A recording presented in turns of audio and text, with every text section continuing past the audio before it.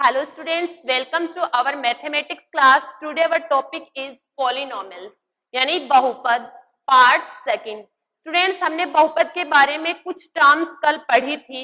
उनमें हैं व्यापक रूप की बहुपद का व्यापक रूप क्या होता है, बहुपद में शून्यांक शून्यांक क्या होते हैं यानी एफ ऑफ एक्स को 0 के बराबर रखने पर अपने पास शून्यांक प्राप्त होते हैं. फिर शून्यांकों की संख्या, बहुपद में शून्यांकों की संख्या कितनी होती है स्टूडेंट्स, बहुपद की अधिकतम घात के बराबर. अगर द्विघाती बहुपद है तो उसमें शून्यांकों की संख्या होगी 2, अगर त्रिघाती बहुपद है तो उसमें शून्यांकों की संख्या होगी 3. इस प्रकार शून्यांकों की संख्या होती है बहुपद के अधिकतम घात के बराबर. फिर पढ़े थे बहुपद के गुणांक. गुणांक क्या होते हैं, जैसे एक्स स्क्वायर के गुणा में जो नंबर है उसे गुणांक बोलते हैं, इंग्लिश में बोलते हैं बेटा कोफिशिएंट. तो बहुपद के गुणांक भी अपन ने पढ़ लिए थे कल. फिर शून्यांकों व गुणांकों में संबंध, कि शून्यांकों और गुणांकों में क्या संबंध होता है, तो वो होता है बेटा शून्यांकों का योग अल्फा प्लस बीटा. यदि किसी बहुपद के दो शून्यांक अल्फा और बीटा आपको गिवन है तो शून्यांकों का योग अल्फा प्लस बीटा होता है माइनस बी अपॉन ए, यानी माइनस एक्स का गुणांक बट्टे एक्स स्क्वायर का गुणांक. फिर होता है शून्यांकों का गुणन अल्फा इंटू बीटा, वो होता है सी अपॉन ए, यानी एक अचर पद बट्टा एक्स स्क्वायर का गुणांक. ये होता है संबंध. संबंध को एक बार फिर से देख लीजिए. योग यानी अल्फा प्लस बीटा, अल्फा और बीटा बहुपद के शून्यांक है, उनका संबंध होता है माइनस बी अपॉन ए. बी है एक्स का गुणांक, किसका गुणांक, एक्स का गुणांक, और ए है एक्स स्क्वायर का गुणांक. फिर आपने पढ़ा था कि शून्यांकों का गुणन यानी अल्फा इंटू बीटा, वो होता है सी अपॉन ए. क्या होता है बेटा, सी अपॉन ए, यानी अचर पद बट्टा सी अपॉन ए, यानी अचर पद बट्टा एक्स स्क्वायर का गुणांक. ये हो गया शून्यांकों और गुणांकों में संबंध. फिर अपन ने पढ़ा था कि अल्फा व बीटा शून्यांक हो तो द्विघात बहुपद किस प्रकार से लिख सकते हैं, वो अपन ने पढ़ा था कि k into x square minus alpha plus beta into x plus alpha into beta. इस प्रकार से हम क्या लिख सकते हैं, बहुपद लिख सकते हैं. जब आपको अल्फा और बीटा दो शून्यांक दिए गए हो तो बहुपद यानी द्विघात बहुपद किस प्रकार से लिख सकते हैं, k into x square minus alpha plus beta into x plus alpha into beta. इस प्रकार से हम द्विघात बहुपद लिख सकते हैं. फिर अपन ने पढ़ी थी विभाजन एल्गोरिथम, ये भी अपन ने कल पढ़ लिया था. विभाजन एल्गोरिथम क्या है, यदि p ऑफ x और g ऑफ x दो बहुपद आपको गिवन है, g ऑफ x और p ऑफ x दो बहुपद आपको गिवन है, तो आप किस प्रकार से उनमें विभाजन एल्गोरिथम लगा सकते हैं, यानी इसको अपन सेल्सफल प्रमेय भी कहते हैं. वो होता है बेटा p of x is equal g of x into q of x plus r of x. मैंने बताया था जो r ऑफ x होता है वो g ऑफ x से छोटा होता है या फिर 0 भी होता है. ठीक है, ये हो गया आपका विभाजन एल्गोरिथम. यहां तक अपन ये पॉइंट्स कल पढ़ चुके हैं. अब हम पढ़ेंगे द्विघात समीकरण का हल, कि किस प्रकार हम द्विघात समीकरण को हल कर सकते हैं. देखिए बेटा, द्विघात समीकरण को हल करने का क्या तरीका है. हमारे पास किसी भी द्विघात समीकरण को हल करने के दो तरीके हैं. पहली विधि है गुणनखंड विधि और एक दूसरी विधि है जिसको हम श्रीधर आचार्य विधि बोलते हैं, क्योंकि श्रीधर आचार्य जो गणितज्ञ थे उन्होंने ये विधि दी थी. तो सबसे पहले अपन पढ़ते हैं कि द्विघात बहुपद के मूल हल क्या होते हैं.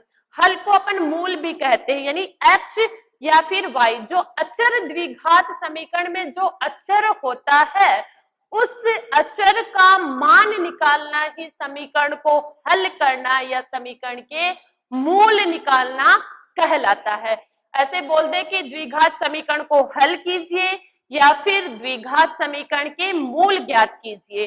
तो होता क्या है बेटा, अगर कोई द्विघात समीकरण आपको दिया गया है उसमें जो भी चर है x, y, z, t, a, b, p, कुछ भी जो चर दिया गया है उस चर का मान निकालना ही क्या कहलाता है? समीकरण के मूल निकालना या समीकरण का हल करना। इसकी दो विधियां हैं, एक है बेटा गुणनखंड विधि। कौन सी विधि? गुणनखंड विधि, खंड विधि, गुणनखंड विधि, और दूसरी है श्रीधर आचार्य विधि। कौन सी? श्रीधर आचार्य विधि। दो विधियां हैं। अब देखते हैं किस प्रकार से है। माना एक द्विघात समीकरण एफ ऑफ एक्स आपको गिवन है। एफ ऑफ एक्स गिवन है क्या? A x square plus b x plus c. ठीक है, x की जगह y भी लिख सकते हैं, p भी लिख सकते हैं, t भी लिख सकते हैं, कोई भी चर लिख सकते हैं अपन। ठीक है, f of x is equal a x square plus b x plus c. अब बेटा मैंने आपको पहले ही बता दिया है कि इस समीकरण के मूल या हल कितने होंगे? 2 होंगे। क्यों? क्योंकि x की मैक्सिमम घात कितनी है? 2 है। तो इसके मूल कितने होंगे? मूल या जो हल आप बोलोगे, यानी जो x के मान आप जिनको बोलोगे वो कितने होंगे? 2 होंगे। ठीक है, कितने होंगे बेटा? 2 होंगे। अब गुणनखंड विधि से कैसे निकाले जाते हैं? क्या इनके मानों को गुणनखंड विधि से अपन कैसे निकालते हैं? वो ये होता है कि आप सबसे पहले एफ ऑफ एक्स को किसके बराबर रखोगे? 0 के बराबर रखोगे। किसके बराबर रखोगे? 0 के बराबर। ये गुणनखंड विधि कर रहे हैं अपन, गुणनखंड यानी स्प्लिटिंग मेथड, तो इंग्लिश में बोलते हैं स्प्लिटिंग मेथड। गुणनखंड विधि कर रहे हैं तो एफ ऑफ एक्स को क्या लिखोगे? 0 के बराबर लिखोगे। फिर क्या लिखोगे? यानी जो एफ ऑफ एक्स है क्या? A x square plus b x plus c को 0 के बराबर रखोगे। अब जो मध्य वाला पद है, मध्य पद का क्या करोगे? मध्य पद के टुकड़े करोगे। क्या करोगे? टुकड़े। आपने 9th क्लास में किए ना, टुकड़े करोगे। ठीक है, और जो बाहरी और अंतिम पहला और तीसरा पद है उसको क्या करोगे? गुणा करोगे। ए एक्स स्क्वायर को सी से गुणा करोगे। अब जो ये मध्य पद के आपके टुकड़े हैं, ये मध्य पद के जो टुकड़े हैं उनको जोड़ने पर तो आना चाहिए मध्य पद। उन दोनों टुकड़ों को, 2 टुकड़े करोगे आप, उन दोनों टुकड़ों को जोड़ने पर तो आना चाहिए आपके पास मध्य पद, और उन दोनों टुकड़ों को गुणा करने पर आना चाहिए, इसको गुणा करने पर जो संख्या आती है वो संख्या आनी चाहिए। फिर से देखिए, सबसे पहला काम क्या है? गुणनखंड का मतलब होता है मध्य पद के टुकड़े कर देना, यानी स्प्लिटिंग मेथड इसको इंग्लिश में बोलते हैं, स्प्लिट कर देना। ठीक है, जो बाह्य पहला और तीसरा पद होता है, एक्स स्क्वायर वाला पद और अचर पद जो होता है, उन दोनों को आप गुणा करते हैं। ठीक है, और मध्य पद के इस प्रकार से 2 टुकड़े करते हैं कि उन दोनों टुकड़ों को गुणा करने पर तो क्या? गुणा करने पर तो ये वाला नंबर आ जाए। ठीक है, और जोड़ने या घटाने पर क्या आ जाए? वापस से मध्य पद आ जाए। इसको बोलते हैं अपन गुणनखंड विधि। दूसरी विधि है बेटा श्रीधर आचार्य विधि। श्रीधर आचार्य विधि, श्रीधर आचार्य विधि। इस विधि में क्या होता है?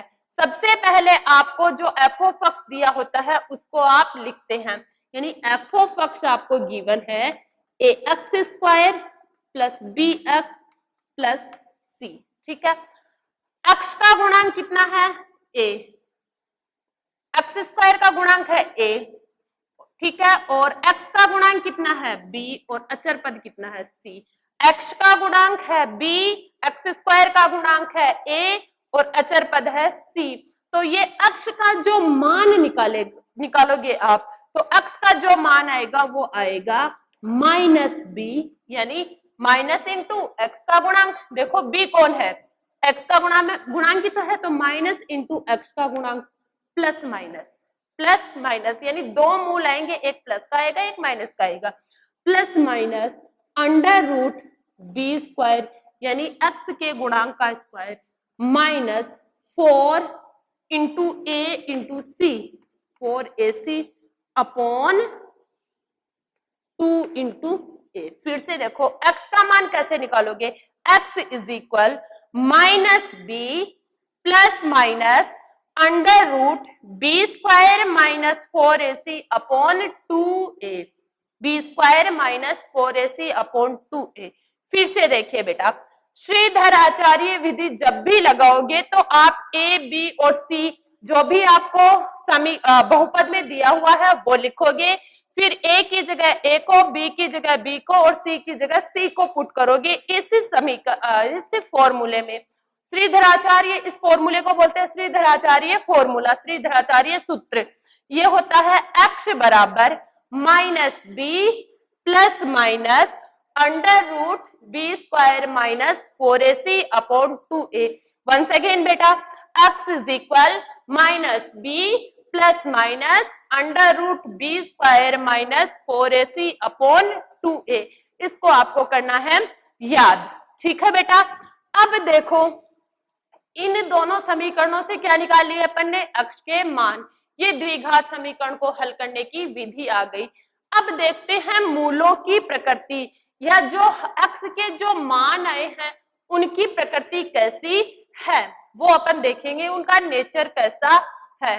देखिए बेटा कि मूल वास्तविक है या काल्पनिक है या समान है या भिन्न भिन्न है, किस प्रकार के मूल हैं वो देखेंगे। सबसे पहले आपको द्विघात समीकरण मान लो ये दिया है क्या, a x square plus b x plus c, ठीक है। इसमें आपने क्या निकाला, अभी एक अंडर रूट में आपने एक संख्या लिखी थी बी स्क्वायर माइनस 4ac, तो आप इसमें से बी स्क्वायर माइनस 4ac निकालो, जिसको बोलते हैं d, और d को बोलते हैं विविक्ति कर। क्या, विविक्त कर, d को बोलते हैं विविक्त कर। d का मान निकालो B square minus 4ac, d का मान निकालो बी स्क्वायर माइनस 4ac।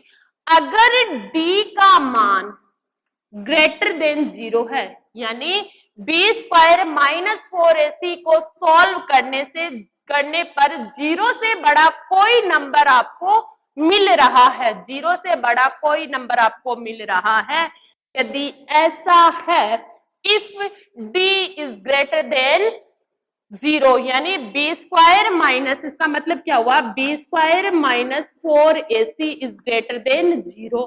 तो इस कंडीशन में जो समीकरण के जो मूल हैं वो क्या होंगे, मूल वास्तविक होंगे। क्या होंगे, मूल वास्तविक होंगे और क्या होंगे, भिन्न भिन्न होंगे। क्या होंगे, भिन्न भिन्न होंगे।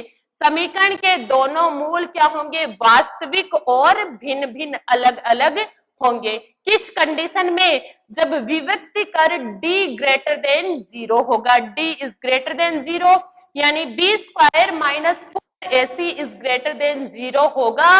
उस कंडीशन में गिवन जो बहुपद है, पॉलिनोमियल है, उसके मूल वास्तविक होंगे और क्या होंगे, भिन्न भिन्न होंगे। If d is equal 0, d is equal 0। Second, ये फर्स्ट केस था, ये फर्स्ट केस था, ये है second case. Second case, if d is equal 0, यानी बी स्क्वायर माइनस 4ac का मान क्या होगा, 0 हो। अगर बी स्क्वायर माइनस 4ac आपने जो फाइंड आउट किया है उसका मान 0 होगा, तो उस कंडीशन में मूल वास्तविक होंगे। कैसे होंगे, वास्तविक होंगे। मूल कैसे होंगे, वास्तविक होंगे और समान होंगे। दोनों मूल क्या होंगे, समान, क्योंकि द्विघात समीकरण है। मूल या हल, यानी x के मान, मूल का मतलब हो गया हल। क्या हो गया, हल, यानी जो आपके पास चर है उसके चर के मान, यानी x, y, z, t, p, q जो भी है आपके पास उसके मान, वो कहलाते हैं मूल। तो अगर d इज इक्वल 0 होगा, यानी B square minus 4ac is equal 0 होगा, उस कंडीशन में मूल होंगे वास्तविक और दोनों मूल होंगे समान। यहां तक हम क्लियर। फिर आता है थर्ड केस। क्या बेटा, केस थर्ड। थर्ड केस में क्या है, अगर d इज लेस देन 0, क्या d इज लेस देन 0, यानी कि b स्क्वायर माइनस 4ac का मान 0 से छोटा होगा। b स्क्वायर माइनस 4ac का मान 0 से छोटा होगा। उस कंडीशन में मूल क्या होंगे? मूल काल्पनिक होंगे। क्या होंगे? मूल काल्पनिक होंगे। क्या होंगे? मूल काल्पनिक होंगे। अब काल्पनिक मूल कैसे भी हो सकते हैं, उसके लिए समान भिन्न भिन्न वाली कोई कंडीशन लागू नहीं होती है। मूल काल्पनिक होंगे, बस इतना ही लिखना आपको, मूल काल्पनिक होंगे। कल्पना तो कुछ भी की जा सकती है। तो आप फिर से देखिए, अगर समीकरण के मूलों की प्रकृति की बात करें कि समीकरण के मूलों की प्रकृति कैसी है, तो हमें विभक्त कर डी निकालना पड़ेगा। डी निकालना पड़ेगा। डी होता है बी स्क्वायर माइनस 4ac। अगर बी स्क्वायर माइनस 4ac का मान 0 से बड़ा है तो मूल कैसे होंगे? भिन्न भिन्न होंगे और वास्तविक होंगे, पहली कंडीशन। दूसरी कंडीशन ये है कि अगर बी स्क्वायर माइनस 4ac यानी डी विभक्त कर जो डी है उसका मान 0 के बराबर होगा, तो उस कंडीशन में मूल वास्तविक तो होंगे, लेकिन दोनों मूल क्या होंगे? समान होंगे। क्या होंगे? समान होंगे। थर्ड केस है, अगर d का मान 0 से छोटा है, यानी विभक्त कर d का मान 0 से छोटा है। छोटे का मतलब क्या हो गया? माइनस में कोई संख्या है, d का मान माइनस में आ जाए, तो उस कंडीशन में बी स्क्वायर माइनस 4ac का मान माइनस यानी 0 से छोटा होने का मतलब क्या है? ऋणात्मक संख्या है ना। अगर मान ऋणात्मक संख्या है तो उस कंडीशन में समीकरण के मूल क्या होंगे? काल्पनिक होंगे। ये लो आपके मूलों की प्रकृति, इस पर बेस्ड एक चैप्टर भी है, एक एक्सरसाइज आपकी पूरी है। ठीक है, अब जो लास्ट आपका पॉइंट है वो है बेटा HCF और LCM। क्या होता है HCF और LCM बहुपदों के लिए? तो कोई भी बहुपद का दो बहुपद आपको गिवन है तो उनका HCF गिवन है तो LCM कैसे फाइंड आउट करते हैं, या फिर LCM गिवन है तो HCF कैसे फाइंड आउट करते हैं, या फिर LCM और HCF दोनों गिवन है और एक बहुपद गिवन है तो दूसरा बहुपद कैसे फाइंड आउट करते हैं? माना बहुपद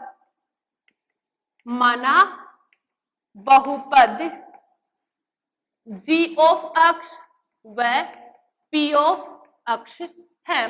ठीक है, माना बहुपद क्या है? G ऑफ अक्ष व P ऑफ अक्ष है। तो आप क्या लिखोगे? HCF into LCM is equal G of अक्ष इंटू P ऑफ अक्ष। ठीक है, G ऑफ अक्ष इंटू P ऑफ अक्ष। अगर आपको HCF फाइंड आउट करना है तो आप लिखोगे G ऑफ अक्ष इंटू P ऑफ अक्ष अपॉन LCM अगर HCF फाइंड आउट करना है और LCM गिवन है। तीन चीजें इसमें हमेशा गिवन होगी, चौथी चीज आपको फाइंड आउट करनी होगी। HCF की जगह अगर LCM फाइंड आउट करना है तो LCM आ जाएगा इधर और HCF आ जाएगा इधर। ठीक है, अगर LCM और HCF दोनों गिवन है, क्या HCF और LCM दोनों गिवन है और G ऑफ X गिवन है तो P ऑफ X आ जाएगा।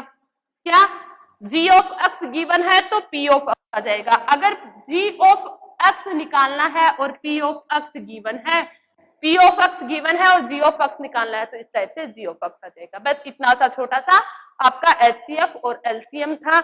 HCF और LCM यहाँ पर हो गया आपका कंप्लीट। अब देखते हैं अपन 3.1 जो आपकी एक्सरसाइज है उसके क्वेश्चन। चैप्टर नंबर ये 3 है बेटा, चैप्टर नंबर 3 चल रही है अपनी बहुपद। ठीक है, चैप्टर नंबर 3 है ये। अब इसमें देखिए आपको क्वेश्चन नंबर फर्स्ट है 3.1 में। 3.1 में क्वेश्चन नंबर आपके पास फर्स्ट है, क्या द्विघात बहुपदों के शून्यांक ज्ञात कर शून्यांकों व गुणांकों में संबंध को स्थापित कीजिए। सबसे पहले आपको शून्यांक निकालने हैं और फिर शून्यांकों और गुणांकों में संबंध की स्थापना करनी है। पहला है आपके पास 4x² प्लस 8x। क्या है? 4x² प्लस 8 अक्ष। ठीक है, अगर ये द्विघात बहुपद है तो इसको हम एफ ऑफ एक्स के बराबर लिखेंगे। क्या? F of x is equal 4x² plus 8x। कितना आ गया? 4x² plus 8x। अब आपको इसके शून्यांक निकालने हैं, तो शून्यांकों के लिए क्या करोगे? शून्यांकों के लिए जो कंडीशन लागू होती है वो है एफ ऑफ एक्स को आपको 0 के बराबर लिखना है। क्या करना है? शून्यांकों के लिए कंडीशन है एफ ऑफ एक्स को 0 के बराबर करना है। तो एफ ऑफ एक्स यानी 4x² प्लस 8x को किसके बराबर करना है? 0 के बराबर करना है। ठीक है, यहां से ध्यान से देखो, इस इक्वेशन में से कुछ कॉमन आ रहा है क्या? हाँ, बिल्कुल कॉमन आ रहा है। क्या? 4 और x दोनों जगह से कॉमन आया, तो दोनों जगह से कॉमन आया 4x। यहां बच गया आपके पास x और यहां बच गया आपके पास 2 इज इक्वल 0। 4x बच गया, 4x कॉमन लिया तो अंदर बच गया x प्लस 2 इज इक्वल 0। अगर बेटा दो संख्याओं का गुणा 0 हो रहा हो, अगर दो संख्याओं का गुणा 0 हो रहा हो, तो उनमें से किसी न किसी एक को 0 होना पड़ेगा। कोई सी भी 0 हो सकती है, लेकिन जरूर एक को 0 होना पड़ेगा। तो इसमें दो कंडीशन लागू हो गई, या तो ये वाली 0 हो या फिर ये वाली 0 हो। तो आप लिखोगी या तो 4x इज इक्वल 0 या फिर x प्लस 2 इज इक्वल 0। ठीक है, या तो 4x इज इक्वल 0 या फिर x प्लस 2 इज इक्वल 0। अगर 4x 0 हुई तो यहाँ x का वैल्यू कितना आ गया? 0। कितना आ गया? 0। यहां पर अगर x प्लस 2 0 हुई तो x का वैल्यू आ गया -2। कितना आ गया? -2। मैंने कहा था दो वैल्यू आएंगे, द्विघात है ना, द्विघात अधिकतम घात 2 है, तो दो वैल्यू आ गए। एक तो x बराबर 0, एक आ गया x बराबर -2। तो आपके पास क्या हुआ बेटा? अल्फा इज इक्वल 0 ले लो और दूसरे को बीटा इज इक्वल -2 ले लो। अब देखो, शून्यांकों और गुणांकों में संबंध भी तो लिखाना है। संबंध, शून्यांकों और गुणांकों में संबंध। देखो संबंध क्या होता है, आपके पास लिखा है योग में संबंध क्या है? योग में कि अल्फा प्लस बीटा आना चाहिए -b/a। आना चाहिए नहीं आना चाहिए? ठीक है, तो आप देखो इसमें इस समीकरण को फिर से देखो, आप बहुपद को, इसको x² का गुणांक होता है a, तो a बराबर क्या आ गया? 4। क्या आ गया? 4। x का गुणांक होता है b, तो b बराबर कितना आ गया? 8। अचर पद होता है क्या? c, तो c तो आया ही नहीं, c कुछ भी नहीं है, इट मीन c कितना है? 0। कितना है c? 0। अब रखो अल्फा प्लस बीटा, अल्फा कितना है? 0 प्लस बीटा कितना है? देखो बीटा कितना है? -2 इज इक्वल माइनस बी कितना है? बी है 8, ये माइनस सूत्र का है, बट्टा ए कितना है? 4। 0 में -2 को जोड़ा, कितना आ गया? -2 इज इक्वल माइनस, देखो ये कट गया 2 बार, -2 इज इक्वल -2 हो गया सत्य सिद्ध। सत्य सिद्ध हो गया ना, -2 के बराबर होता है, तो संबंध क्या हो गया आपके पास? सत्य सिद्ध हो गया। किसमें? योग में। अब किसमें देखेंगे संबंध? गुणा में। किसमें? गुणन में या गुणा में संबंध देखेंगे। गुणा में संबंध क्या होता है? Alpha into beta is equal होता है c/a। क्या होता है? अल्फा इंटू बीटा होता है c/a। Alpha is equal given है आपको कितना? 0 इंटू बीटा आपके पास -2 इज इक्वल c कितना है आपके पास? 0 बट्टा a कितना है? 4। कितना है? 4। तो 0 को -2 से गुणा किया 0, 0 में 4 का भाग लगाया 0, तो 0 बराबर 0। बोलो गुणा में भी संबंध स्थापित हो गया आपके पास। इस तरह से हम शून्यांक निकालेंगे और उनका योग में तथा गुणा में क्या करेंगे? संबंध स्थापित करेंगे। एक क्वेश्चन और देखते हैं 3.1 का, फर्स्ट क्वेश्चन का सेकंड पार्ट और देखते हैं अपन।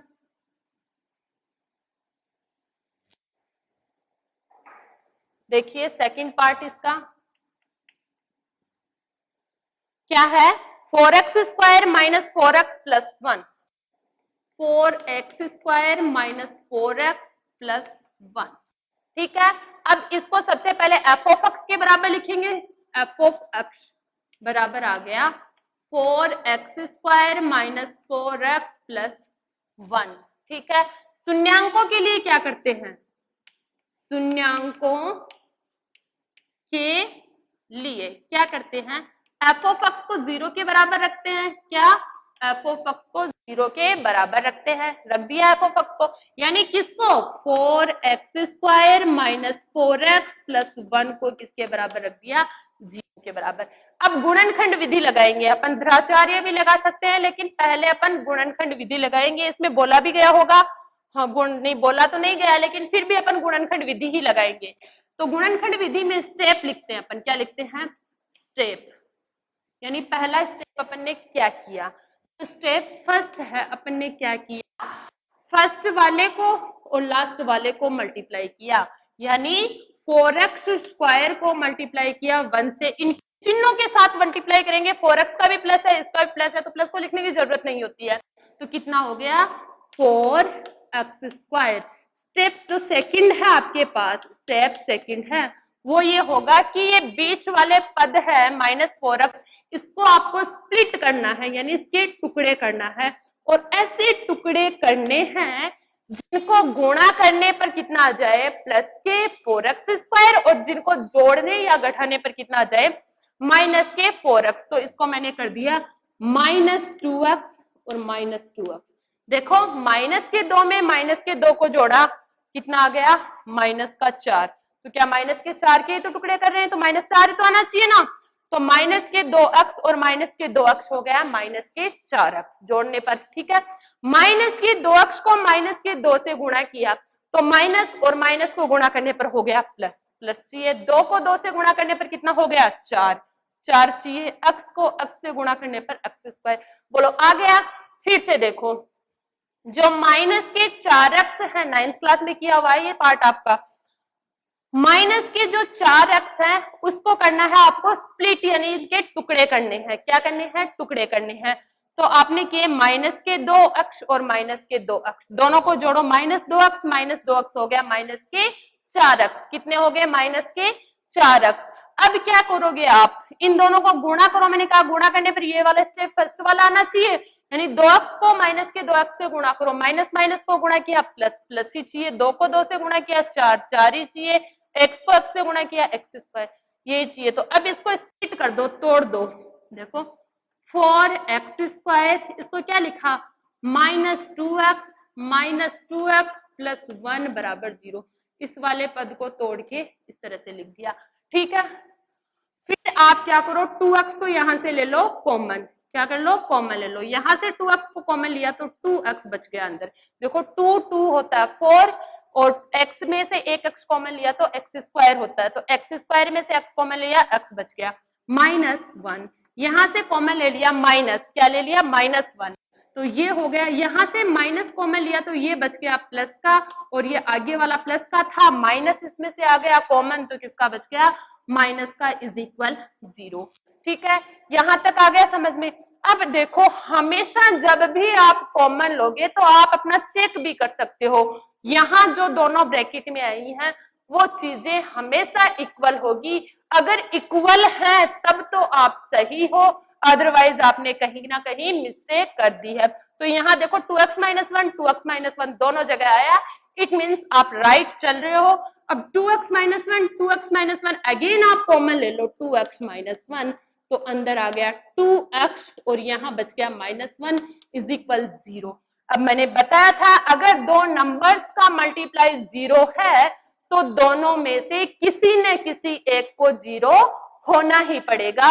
तो आप पहले इसको 0 के बराबर लिखो, या तो 2x - 1 = 0, या फिर दूसरे वाला है ना ये 2x - 1 = 0। तो यहां से x का वैल्यू आ गया, इधर आने पर 1/2 और इधर से भी x का वैल्यू आ गया 1/2, यानी x के दोनों वैल्यू आए हैं और दोनों के दोनों क्या है, समान। ये कोई मैटर नहीं है कि समान भी आ सकते हैं असमान भी आ सकते हैं, लेकिन आ गए समान। अब आपको दिखाना है इनमें संबंध। क्या दिखाना है, संबंध। तो अल्फा और बीटा के वैल्यू क्या आ गए आपके पास, अल्फा आ गया आपके पास 1/2 एंड बीटा इज ऑल्सो 1/2।